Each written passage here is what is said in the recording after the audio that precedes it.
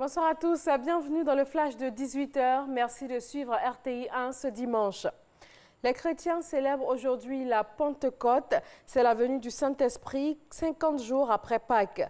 La Pentecôte conclut officiellement le temps pascal et donne à l'Église les prémices de sa mission, annoncer la bonne nouvelle de la résurrection du Christ à toutes les nations. Dans les églises et temples de Côte d'Ivoire, l'événement a été célébré dans la prière et dans la joie. Le 14 mai dernier, les premiers ministres du Mali, du Burkina Faso et de la Côte d'Ivoire ont signé à Sikasso, dans le sud du Mali, une déclaration sur la création d'une zone économique spéciale entre Sikasso, Korogo et Bobo-Dioulasso. Il s'agit d'un modèle de développement tiré par les collectivités locales et il s'appuie sur des avantages comparatifs liés à la communauté sociologique entre les trois villes. Renforcement des capacités opérationnelles de la 5e Légion territoriale de gendarmerie. Le Conseil régional de San Pedro offre du matériel roulant, du matériel de communication et du mobilier de bureau. Ces dons d'une valeur de 240 millions de francs CFA ont été réceptionnés par le ministre d'État, ministre de la Défense. Le reportage est signé Sam Conan. Ahmed Bakayoko a été accueilli à sa descente d'avion par les autorités locales à l'aéroport de San Pedro, où il a reçu les honneurs militaires de 4 détachements. Ensuite, un cap a été mis sur la 5e Légion territoriale de gendarmerie de Seweke, lieu de la cérémonie où l'attendaient les autorités de la ville, les opérateurs économiques, les chefs de commandement et la population, avec un accueil chaleureux. Il s'agit de la remise de matériel roulant, de matériel de communication et de matériel de bureau à la gendarmerie de San Pedro.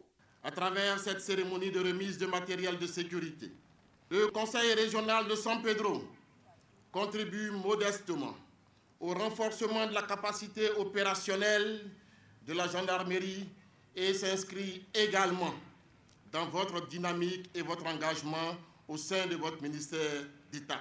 En réceptionnant les clés des 4 véhicules de type 4x4, les ordinateurs, les talkie-walkie, le mobilier des bureaux et les clés d'un poste de gendarmerie construit par le Conseil régional, le ministre d'État, ministre de la Défense, a salué l'acte posé par le président du Conseil régional. J'étais très surpris, très heureux et j'ai voulu, à travers ma présence, vous marquer toute ma satisfaction. Et vous dire tous les encouragements et les félicitations du président de la République. Quand je lui ai expliqué l'objet de ma visite, il m'a dit, vous allez donner des véhicules à San Pedro. Je lui ai dit non, c'est San Pedro qui veut nous donner des véhicules. C'est la première fois qu'un responsable m'appelle et me dit, nous-mêmes, on va donner des voitures pour aider la gendarmerie, pour protéger nos populations. Et je voudrais le féliciter.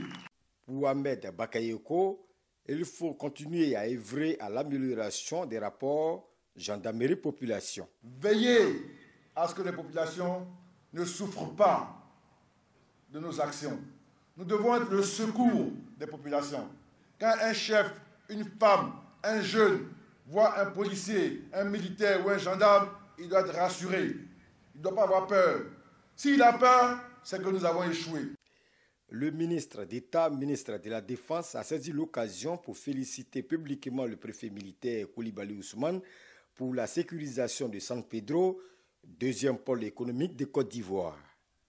Au Burundi, l'annonce officielle des résultats du référendum constitutionnel du 17 mai sont annoncées pour demain lundi. L'opposition s'est étonnée ce dimanche que 3 jours après le vote, aucun chiffre n'ait encore été donné par la CENI. Si elle est adoptée, la nouvelle constitution pourrait permettre au président Pierre Nkurunziza, au pouvoir depuis 2005, de briguer 2 nouveaux mandats de 7 ans chacun à partir de 2020. Plus de 20 millions de Vénézuéliens sont appelés à élire ce dimanche leur nouveau président. 3 candidats sont en lice. Nicolas Maduro vise la réélection, mais l'opposition a renoncé à participer au scrutin. La date du vote initialement prévue pour décembre 2017 a été reportée à 2 reprises en raison de la situation économique très critique que le pays vit. 1,7 million de personnes ont fui depuis 2 années en raison de l'hyperinflation et des pénuries de produits de première nécessité dû à l'effondrement des coûts du pétrole depuis 2014. Le 71e festival de Cannes s'est achevé hier samedi. Après 12 jours de compétition, le jury a attribué la Palme d'Or à Une affaire de famille, un film du japonais Kore Eda. Le réalisateur japonais remporte ainsi sa première récompense suprême avec une chronique familiale. Une affaire de famille suit le quotidien d'une famille de voleurs qui recueille dans son modeste foyer une enfant battue par ses parents.